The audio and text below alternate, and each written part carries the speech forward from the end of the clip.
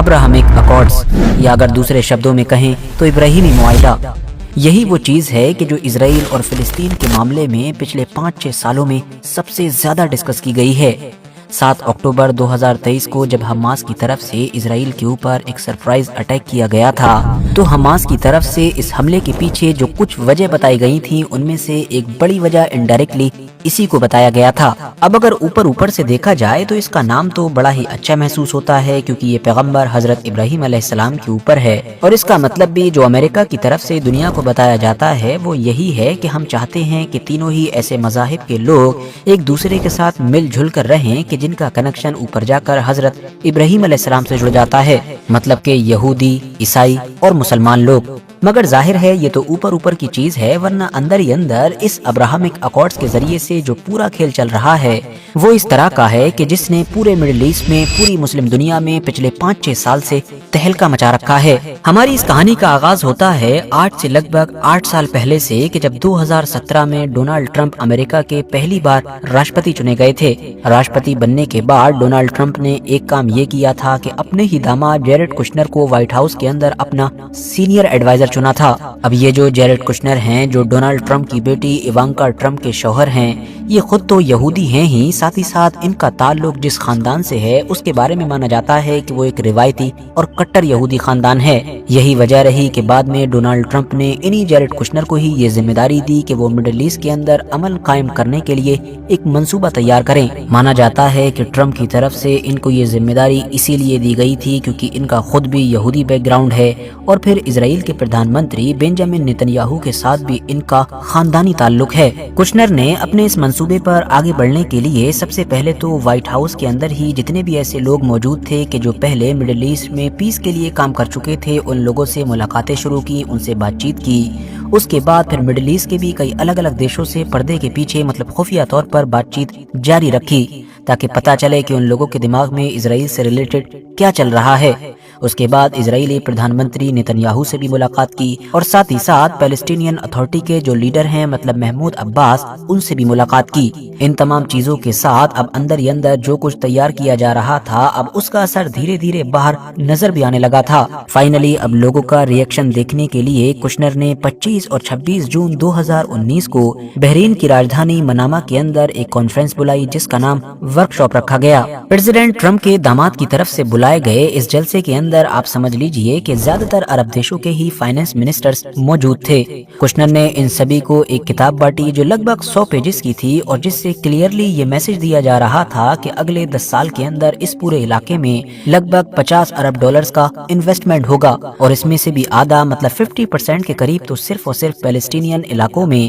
مطلب غازہ اور waste bank کے اندر کیا جائے گا۔ اس پلان پر سعودی عربیہ سمیت نہ صرف زیادہ تر عرب دیشوں نے کشنر کی تعریف کی، ان کی سراہنا کی، بلکہ انویسٹ کرنے میں بھی انٹرسٹ دکھایا۔ انویسٹمنٹ والے اس پورے پلان کو عرب دیشوں کے سامنے رکھتے ہوئے جو نقشہ دکھایا گیا تھا وہ نقشہ بھی کچھ اس طرح کا تھا کہ اس میں فلسطین کے علاقے الگ دکھائے جا رہے تھے اور اسرائیل کو الگ دکھایا جا رہا تھا۔ مطلب اس کے ذریعے سے عرب دیشوں کو سیدھا یہ میسج دیا جا رہا تھا کہ امریکہ کی طرف سے اس پلان میں 2 اسٹیٹ سولوشن کا خیال رکھا جا رہا ہے، اور ایسا اسی لیے تھا کیونکہ آپ کو پتا ہونا چاہیے کہ پچھلے 25-30 سالوں سے عرب دیشوں کا یہی نظریہ رہا ہے، یہی ایک اوپینین رہا ہے کہ اگر ایک آزاد فلسطینی ریاست کو بنا دیا جائے، مطلب ایک آزاد فلسطینی دیش بن جائے، تو وہ لوگ بھی اسرائیل کو قبول کر لیں گے۔ بس اسی چیز کو نظر میں رکھتے ہوئے ہی کشنر کے اس پلان میں جان بوجھ کر یہ سب کچھ کیا گیا تھا۔ جیرڈ کشنر کی یہ جو کانفرنس تھی یا یہ جو پورا منصوبہ تھا یہ تو بس سٹارٹنگ تھی، بلکہ یہ بنیاد بنا ڈونلڈ ٹرمپ کے اس اصل منصوبے کی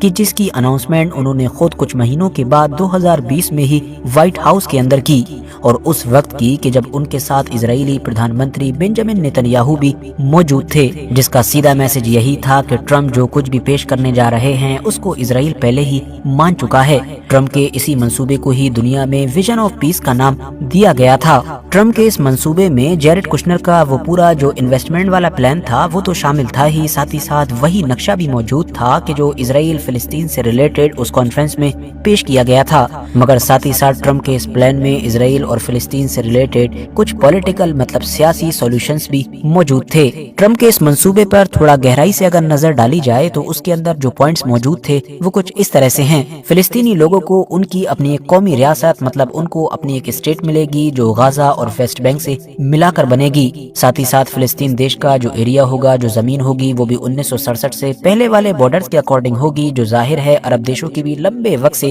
مانگ رہی ہے، اور اس پر عمل کرنے کے لیے اسرائیل کو اپنا کچھ ایریا خالی کر کے فلسطینیوں کو دینا ہوگا، جس پر ظاہر ہے اس نے بعد میں قبضہ کیا ہے۔ یہ فلسطینی دیش اپنے پاس کوئی بھی ایسی فوج یا ہتھیار نہیں رکھے گی کہ جو اسرائیل کے اوپر حملہ کرنے کے لیے استعمال ہو سکیں۔ اسرائیل کو یہ بھی حق ہوگا کہ اگر وہ فلسطین دیش کے اندر ایسے ہتھیاروں کا یا ایسی کسی چیز کا پتہ لگا لے کہ جس کے بارے میں اس کو لگتا ہے کہ وہ اس کی سرکشا کے لیے خطرہ ہو سکتا ہے، تو وہ اس کو وہاں جا کر ختم کر سکتا ہے۔ فلسطینی دیش دنیا کے کسی بھی دوسرے دیش یا اس کی خفیہ ایجنسی سے اپنی طرف سے کوئی معاہدہ یا کوئی بھی ڈیل وغیرہ بھی نہیں کر سکے گا۔ فلسطین کی حفاظت کی ذمہ داری بھی اسرائیل کی ہوگی، اور تو اور فلسطین کے اندر کے معاملات کو دیکھنے کے لیے بھی جو پولیس یا اس طرح کا کوئی بھی گروپ وغیرہ بنایا جائے گا وہ بھی اسرائیل کے مشورے کے بعد ہی بنایا جا سکے گا۔ مقدس شہر یعنی کہ یروشلم اسرائیل کے ہی کنٹرول میں ہوگا، حالانکہ دنیا کے سبھی مذاہب کے لوگوں کو وہاں پر آنے جانے کی اجازت ہوگی۔ فلسطینی ریاست کی جو راجدھانی ہے وہ جو یروشلم شہر کا ایسٹ والا پارٹ ہے، جو ایسٹ یروشلم ہے، وہاں پر بنائی جا سکے گی،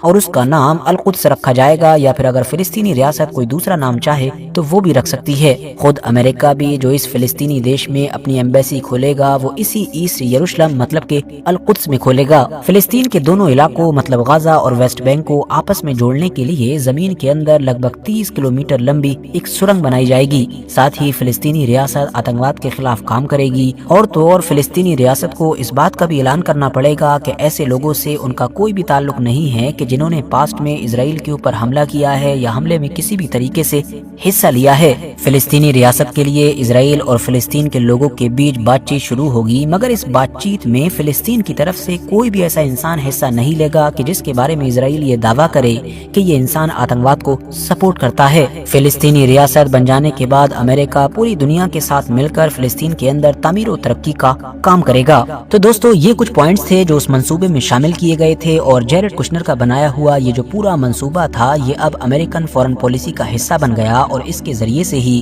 اب ایک ایک کر کے عرب دیشوں کو منایا جانے لگا اور ان کو کنونس کیا جانے لگا کہ وہ اسرائیل کو قبول کر لیں۔ اس کام کے لیے پھر جون 2020 میں باقاعدہ ایک الگ اور چھوٹا معاہدہ تیار کروایا گیا جس کو نام دیا گیا ابراہمک اکارڈز کا، جو نکلا تو اسی منصوبے سے تھا، بلکہ یہ کہیے کہ یہ تھا ہی وہی منصوبہ، اس کو صرف چھوٹا کر کے ایک قبول نامے کی شکل دے دی گئی تھی، جس کا مطلب اب یہ ہو چکا تھا کہ جو کوئی بھی مسلم اور عرب دیش اس ابراہمک اکارڈز پر سائن کر رہا ہے وہ یہ مان رہا ہے کہ ٹرمپ کے دیے ہوئے جو وہ پوائنٹس ہیں ان سب سے وہ راضی ہے، اور انہی پوائنٹ سے راضی ہو کر ہی اب وہ اسرائیل کو قبول کرنے جا رہا ہے۔ تو ہاں دوستو، یہیں سے اور اس طرح سے شروعات ہوئی تھی ابراہمک اکارڈز کی۔ اب اسرائیل کو قبول کرنے والے اس ڈیل پر سائن کروانے کے لیے جس مسلم دیش سے ڈونلڈ ٹرمپ نے سب سے پہلے کانٹیکٹ کیا تھا وہ دیش تھا UAE، مطلب کہ یونائٹڈ عرب ایمریٹس۔ اگست 2020 میں ہی وائٹ ہاؤس کے اندر بیٹھ کر ایک کانفرنس کال کے ذریعے سے ڈونلڈ ٹرمپ نے ایک ساتھ اسرائیلی پردھان منتری بنجامن نیتنیاہو اور UAE کے لیڈر مطلب محمد بن زائد ال نہیان سے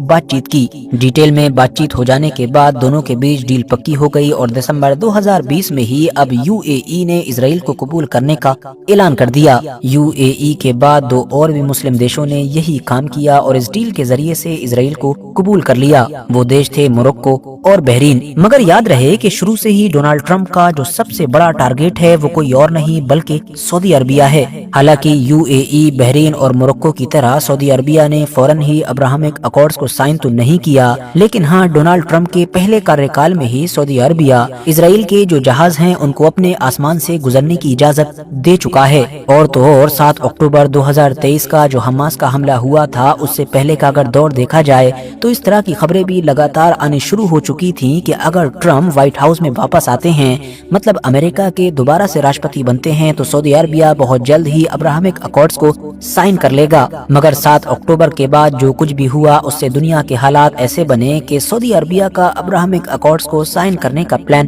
ٹھنڈے بستے میں چلا گیا۔ مگر اب 2025 کا آخر آتے آتے ایک بار پھر سے اس طرح کی خبریں آنے لگی ہیں کہ سعودی عربیہ سمیت دنیا کے کچھ ایسے دیش ہیں کہ جن کو ٹرمپ ابراہمک اکارڈز کے لیے کنونس کرنے کی کوشش کر رہے ہیں، اور آپ کو جان کر حیرانی ہوگی کہ اس لسٹ میں سعودی عربیہ، انڈونیشیا اور پاکستان جیسے دیشوں کا بھی نام لیا جا رہا ہے۔